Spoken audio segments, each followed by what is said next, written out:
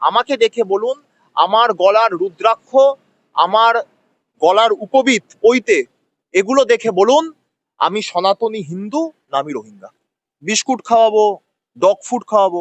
26-এর result বেরোবে, BJP কর্মীদের বাড়ি, বিজেপির প্রত্যেকটা কার্যালয়ের সামনে রবীন্দ্রসঙ্গীতের সাথে সমান তালে ডিজে বাজবে। দেখুন, নির্বাচন কমিশন এসআইআর প্রক্রিয়া চালু করার আগে থেকে শুভেন্দু অধিকারী, সুকান্ত মজুমদার, শ্রমিক ভট্টাচার্য, নরেন্দ্র মোদী, অমিত শাহ, শান্তনু ঠাকুর, অর্থাৎ পশ্চিমবঙ্গ বিজেপির রাজ্য সভাপতি, বিরোধী দলনেতা, পশ্চিমবাংলা থেকে বিজেপির কেন্দ্রীয় প্রতিমন্ত্রী, পশ্চিমবাংলায় এসে দেশের প্রধানমন্ত্রী, স্বরাষ্ট্রমন্ত্রী প্রত্যেকে বলেছিলেন সনাতনী হিন্দুদের এই বিষয় নিয়ে কোনো চিন্তা ভাবনার কারণ নেই।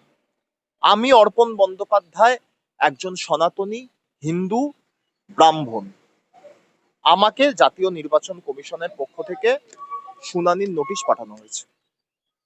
অর্থাৎ ভারতীয় জনতা পার্টির নেতৃত্বদের এটা ক্লিয়ার করে দেওয়া উচিত ছিল যে গুটি কয়েক বিজেপি সমর্থক সনাতনী হিন্দু, যাদের বুক ফাটলেও মুখ ফাটবে না, তাদের কোনো চিন্তা নেই।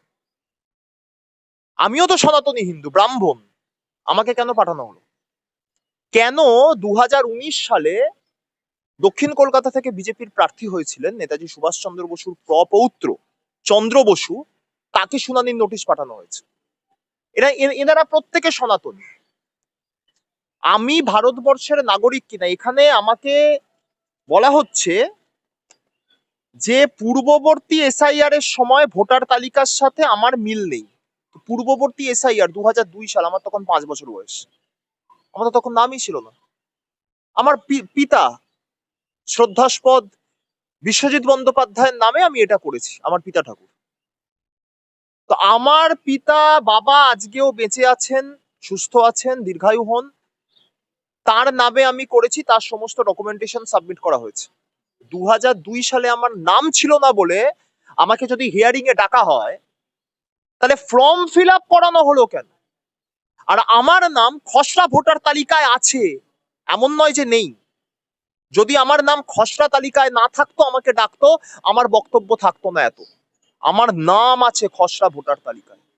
খসড়া ভোটার তালিকায় নাম থাকার পরেও রাজনৈতিক পরিচয় ছেড়ে দিন, সনাতনী হিন্দু ব্রাহ্মণ অর্পণ বন্দ্যোপাধ্যায়কে বিজেপির পোষা নেড়ি জ্ঞানেশ কুমার, তার ডগ হাউস হচ্ছে নির্বাচন কমিশনের অফিস। ওই নেড়ি আমাদেরকে নোটিশ পাঠাচ্ছে। এর বিরুদ্ধে যা আন্দোলন করার দরকার সেগুলো করা হবে। এবং জাতীয় নির্বাচন কমিশনের পক্ষ থেকে আজকে যেমনটা বলা হয়েছে, বিএলএ ট্যুর অ্যালাউড হিয়ারিং সেন্টারে, এবং হিয়ারিং করার পরে রিসিপ্ট কপি দিতে হবে যে আমি আমার ডকুমেন্টেশন সাবমিট করেছি বলে। এইগুলো নিশ্চিতভাবে আমাকে 21 তারিখে ডাকা হয়েছে হিয়ারিং সেন্টারে, আমি যাব। আমি ভারতবর্ষের গণতান্ত্রিক পরিকাঠামোয় বিশ্বাস করা একজন মানুষ, আমি সেখানে যাব। আমাকে যে যে নথি নিয়ে যেতে বলা হয়েছে আমি যাব, এবং তারপরে এই আন্দোলন আরো ত্বরান্বিত করা হবে। 2026-এ আমরা একটা বিজেপি বিহীন বাংলা, প্রকৃত অর্থে বিজেপি বিহীন বাংলা, শুধু শুধু নির্বাচনের নিরিখে নয়, শুধু আসনের নিরিখে নয়, প্রকৃত অর্থে বিজেপি বিহীন বাংলা মমতা বন্দ্যোপাধ্যায় শ্রীচরণে উপহার দেব।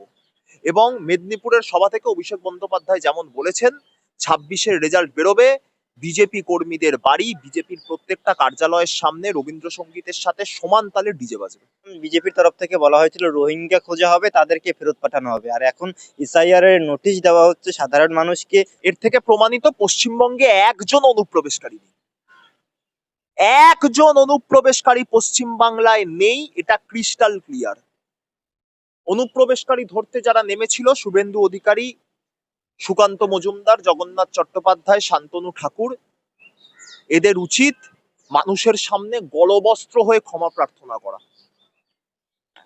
এবং অনুপ্রবেশকারী বলে, অনুপ্রবেশকারীদেরকে ডাকা হবে বলে যাদেরকে নোটিশ দিচ্ছে, অর্থাৎ প্রথম সারির সনাতনী হিন্দু, তাদের উচিত এবার শুভেন্দু, সুকান্ত বা এদের যারা প্রতিনিধিরা, এদের যে ছোটখাটো পাড়ার নেড়িগুলো রয়েছে, এরা যখন ভোট চাইতে আসবে বিজেপির হয়ে, তাদের সাথে ওই নেড়িকুত্তার ট্রিটমেন্টটাই করা। আমি অন্তত তাই করব। রাস্তার পাড়ার নেড়িরা যদি বাড়িতে আসে, কি করি আমরা? বিস্কুট খেতে দিই, তাই দেবো? কেন হবে? শুভেন্দু অধিকারী, সুকান্ত মজুমদার, শান্তনু ঠাকুররা বাড়ি ভোট চাইতে আসলে বিস্কুট খাওয়াবেন তাদের? নিশ্চিতভাবে বিস্কুট খাওয়াবো, বিস্কুট খাওয়াবো, ডগ ফুড খাওয়াবো। নেড়িদের সাথে যা ট্রিটমেন্ট করা উচিত সেটাই করা হবে। তো গুড় বাতাসা আমি বলবো না, ওটা তো অনুব্রত মণ্ডলের কথা। নির্বাচন আসন্ন, প্রার্থী ঘোষণা হবার পর যখন প্রার্থীদের ভোট প্রচারের জন্য মানুষের কাছে যাব, তখন নিশ্চিতভাবে এই এসআইআর নোটিশ, এই নোটিশের ফটোকপি থাকবে আমার কাছে। এই নোটিশের ফ্রন্ট পেজ এবং তার সাথে এই পেজটা, এই ফটোকপি আমার কাছে থাকবে। এবং এই ফটোকপি নিয়ে আমি যেখানে যেখানে দল আমাকে নির্বাচনে প্রচার করতে বলবে, আমি সেখানে সেখানে এই আমাকে যে হিয়ারিং এর নোটিশ পাঠানো হয়েছে এই নোটিশের ফটোকপি নিয়ে যাব এবং মানুষকে অনুরোধ করব যে তারা এই ফটোকপি দেখে বলুন, আমাকে দেখে বলুন, আমার গলার রুদ্রাক্ষ, আমার গলার উপবীত পৈতে, এগুলো দেখে বলুন আমি সনাতনী হিন্দু না আমি রোহিঙ্গা। আমার খসড়া তালিকায় নাম থাকা সত্ত্বেও আমাকে এসআইআর এর নোটিশ পাঠানো হলো কেন, এটা বলতে হবে তাদেরকে। আমার বন্ধু, ঘনিষ্ঠ বন্ধু, স্কুলে একসঙ্গে পড়াশোনা করেছি, ছোট্টবেলার বন্ধু, 12 বছর একসাথে পড়েছি, আজও বন্ধুত্ব রয়েছে। 28 বছরের বন্ধুত্ব, রণজয় চক্রবর্তী, সনাতনী হিন্দু ব্রাহ্মণ, খসড়া তালিকায় নাম আছে, আজকে গিয়েছিল হিয়ারিং এ। এগুলো কেন হবে, এর উত্তর দিতে হবে।